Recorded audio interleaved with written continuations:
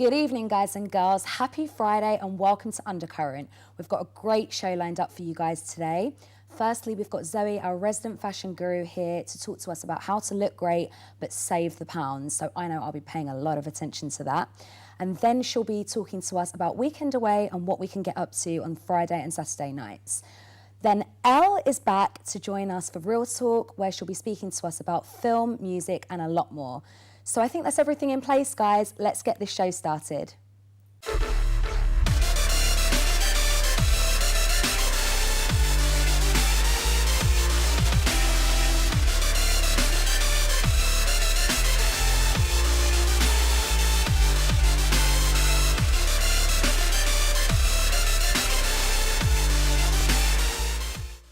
So let's waste no time. We've got a lot to get through tonight. Firstly, we've got Zoe, our wonderful fashion guru, here to join us. How have you been, Zoe? Great, thanks, Diva. How you doing? Yeah, I'm good, thank you. So tell us what you've been up to for the last week. I've been a very, very busy girl. I've been off shopping all around the high street, searching out for the best bargains in charity shops. Amazing. And what can you tell us? What have you found? Oh, you would not believe what I found. I'm very excited about this. So much stuff. I was really apprehensive, actually, about what I'd find in charity shops. I thought it would be kind of like musty, you know, wedding dresses from the 80s, but actually, there's loads of really great stuff. And so I've got some things to show you in a minute. And a bit later, we've got a few lovely members of the crew who are going to do some modelling for us on the catwalk. I'm really excited about this. So how's it been? What have you found? Come on, show us. I've been kind of looking for a mixture of stuff, but a lot of like winter pieces. It's really, really cold at the moment, and it looks like the winter's going to kind of stretch on and on forever. So I have got a few pieces that I have found in charity shops in my lovely bag to show you. Right. Some things you would not believe. Okay. This is a beanie hat, which I found in accessorised. So I'm just going to show you a couple of full price pieces and then the equivalents that you could buy in charity shops. So beanie hats are super trendy at the moment. Definitely. I think this one's for you. Okay, I'm going to try it on. It's wool. It's a really, really cool little hat, really trendy. Me? I think it looks really cool. And then, so also in accessorised, I found this kind of like shaggy scarf. Oh, I love this. A lot of people have been wearing these this winter. That was about £15. Okay. So that's what you can get sort of full price. And that's what, you know, is in fashion at the moment. Now, I then went to a charity shop to see if I could find anything similar or better. Hold your horses. Okay.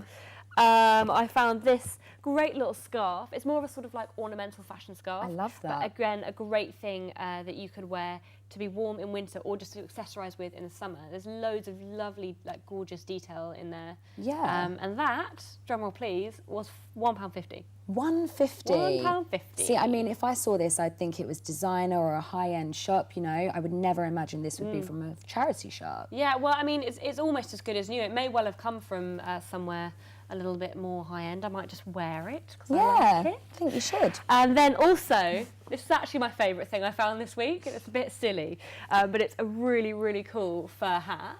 Oh, I've that's seen very lovely. loads of these around. They've been kind of in for the past couple of winters. Yeah. And this has ears on it. What more could you want from your hat? It's got ears. And this was, again, £1.50.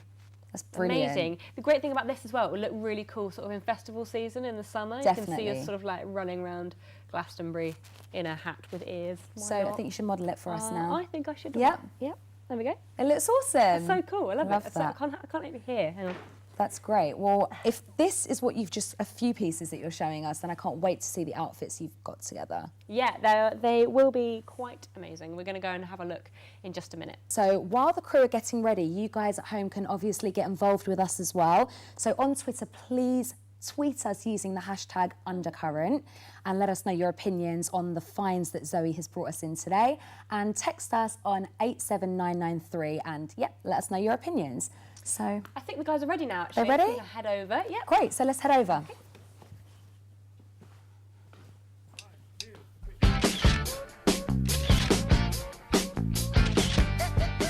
So guys, shall we get started? Let's do it. Coming around the corner right now is our very first model. We have Livvy, the lovely Livvy here, in a fantastic winter outfit. It's a really kind of relaxed, everyday style. So this is all from a charity shop. The top half, we've got this hoodie. It's originally American Apparel, which is super trendy. They're like £40 in the shop. Yeah. And this was only £5 in the charity shop. Wow. Fleece lined, super cozy, great little piece. The top is a Zara top. It was £2. £2? £2. It's like buying sweets. That's it's amazing. Yeah, that is. The skirt is a fantastic little skirt from Urban Outfitters. This is a fantastic piece for sort of like winter and summer. You can layer it up or just wear it in the sun with bare legs and a t-shirt, and it looks great. It's very versatile. Yeah, it's fab. It's only £6 in charity shop. Amazing. Brilliant. Teamed up with a pair of H&M leggings. They were £2 in the charity shop. And then the best bit about this outfit, a pair of Nikes. Yeah. Found a pair of actual trendy Nikes in a charity shop. They were only £8. I love those. They're great. Personally, they're my favourite part of the outfit. I know that I go out and I buy brand new trainers, then I want them to look messed up and vintage. So you've done the look already. They're great. Really, really good little piece. Thanks, Livvy. She looks great. So I really cool. like that look. Okay, next up we've got our men's outfit with Chris coming around the corner. He looks super trendy. Yeah. You would never ever think that this outfit came entirely from a charity shop. The t-shirt was last season Urban Outfitters. Yeah. You would never think you'd find that in a charity shop, but I got lucky. It was £8. And I know I've seen that in the shop recently, so that was a great find. Hardly worn at all, it was brilliant. The jeans, the great thing about jeans from charity shops is that they already look kind of like worn in and a bit vintage, which is what a lot of people pay a lot of money for. Definitely. In the shop, and they're literally worn in by someone else, so you don't need to do it. Yeah. They were originally River Island, they were £10 in the charity shop. That's amazing. He looks great. Looks really cool, and again, with the trendy trainers. Why are people throwing away their trendy trainers? Great little pair of Vans pumps. They were £8. I mean, I think he looks fantastic, and you never would have guessed that was from a charity shop. You'd never think. He looks great. Thanks so much, Chris. Zoe, I think you've just gone to show us all that you can dress so amazingly for so cheap, and, you know, it's great that all the money goes to charity. Yeah, it's a great thing to do, and you find some really amazing individual pieces in charity shops. Definitely. I know I'm going to be doing it from now on. You've inspired me. So let's see what you guys at home have had to say about Zoe's amazing finds. So on Twitter, Hippie Trender has tweeted us in saying that he found a whole 80s outfit for under £5 and that his friends love it. #UniLife. That's my favourite ever hashtag. It's a great hashtag. UniLife. Great. It's brilliant. And on text, Darren from Essex has texted us in saying that he loves charity shop shopping now and he is really happy with all the money he'll be saving, which he'll now be using for nights out. It's good to see he's got his priorities in order there. Exactly. It's a win-win situation. It's great. It's also a really, really good way to recycle and be eco-friendly. There's no waste at all. Yeah, it's brilliant. It's really good. Well, I can't wait to see what you're going to bring us in for next week. I mean, after that, I'm very excited. I'm looking forward to it. Yeah, I can't wait. Thank you very much, Zoe. So next on Undercurrent, we have Weekend Away featuring Tim.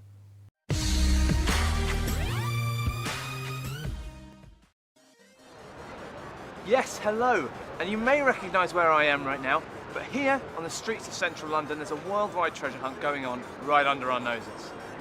And it's something known as geocaching. Now, geocaching is an outdoor activity for the digital age, and all you need to get involved is a smartphone with a digital geocaching app installed on it. A geocache is a small object hidden somewhere outdoors. It could be anything from a film canister with a tiny notebook, all the way up to an ammunition box filled with novelty items. Now, it's very important that when you take something from a geocache, you need to replace it with something of equal or greater value. And you find the geocache by following the GPS instructions on your phone and a set of clues on the website.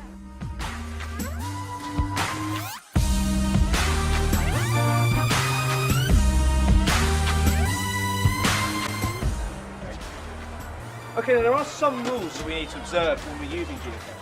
There we go. The first is that it shouldn't be seen when you're to be removing or replacing any of the items in a geocache. That might ruin the game for others. Obviously, if you're going to leave a geocache, you need to make sure you know the exact GPS coordinates so that you can leave it for others. And don't put any bad items such as drugs or knives or explosives in. Here we go, we've got some novelty headphones there, and we have an Undercurrent yo-yo. Right, back to the studio.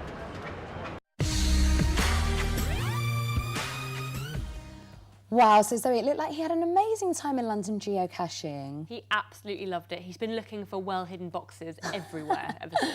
That's hilarious. I have to admit something. I definitely didn't know what geocaching was. Neither did I, actually, before this. Really? But apparently, there are over 2 million geocaches all around the world. 2 million. It's crazy, isn't it? That's crazy. Well, anyway, it looks fantastic. I'll be giving it a go.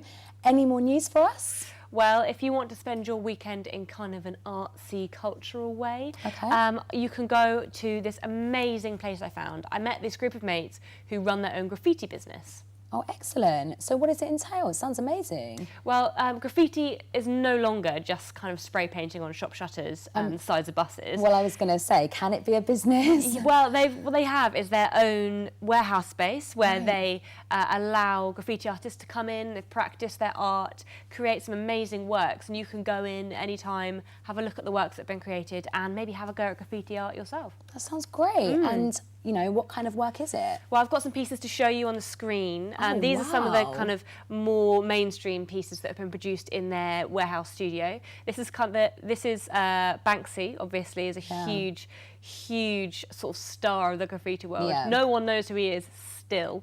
But in here you can kind of learn the style of his work and see some other artists that are kind of carrying on in his tradition. I mean, I know this work can be worth a fortune, can't it? It's really, really a huge business now. Okay, well, thank you very much for Weekend Away, Zoe, and we'll be seeing you next week. See you next week. Brilliant. So next on Undercurrent, we have Real Talk with Zoe. Hello and welcome to another edition of Real Talk. Today we are behind the scenes on the set of Olivia Lynch's highly anticipated new crime drama.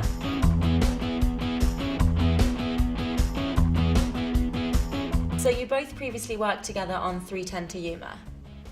Are you enjoying working together once again? It's great fun working with Russell again, especially as the bad guy this time. It's a role I feel I can really get my teeth into. Yeah, I mean, our scenes really gives a chance to stretch ourselves, explore our abilities, showcase to you our extreme talents. With the release of 2 biblical epics at the end of this year, Noah with you, Russell, and Exodus with you, Chris, do you feel like there'll be any rivalry? If there is any rivalry, it's going to be of a healthy kind. It's just a bit of fun. It's not going to affect our professionalism. No, because you know how professional we can be.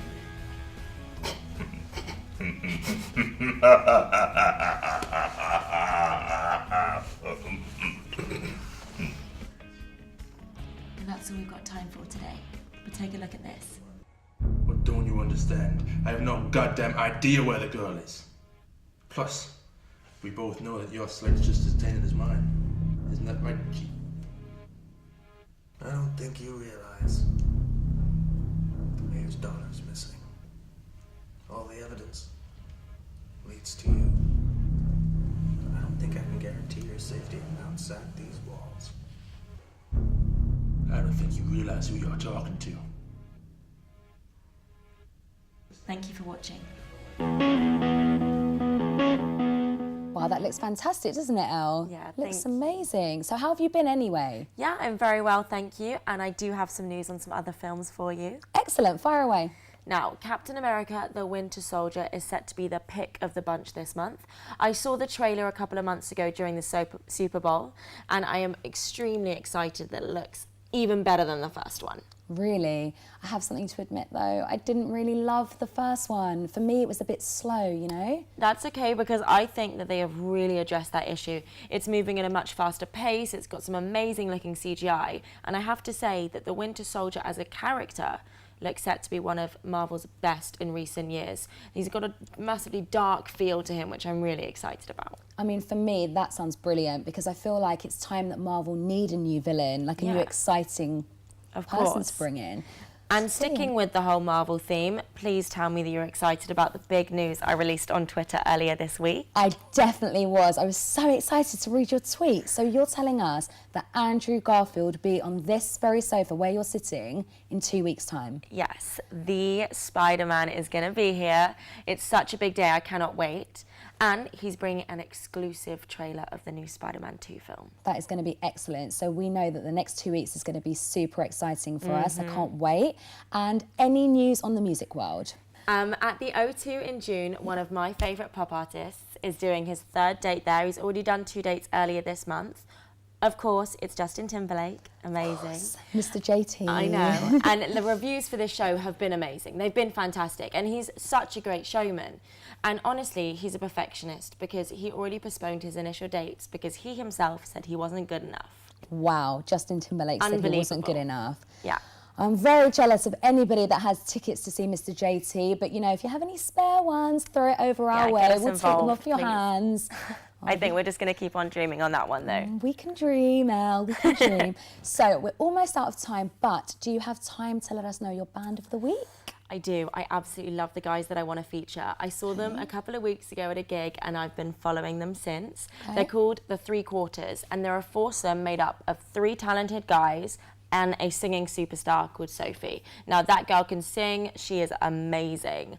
And they do a crazy cover. It's a reggae style cover of Ellie Goulding's Starry Eyed. And really? It sounds really strange, but you have to check it out because it's beautiful. It's great. Sounds amazing. I'll definitely be checking that out. So I'm afraid that's all we've got time for this week, guys, but please join us next week, same time, same place for next week's edition of Undercurrent. See you guys later.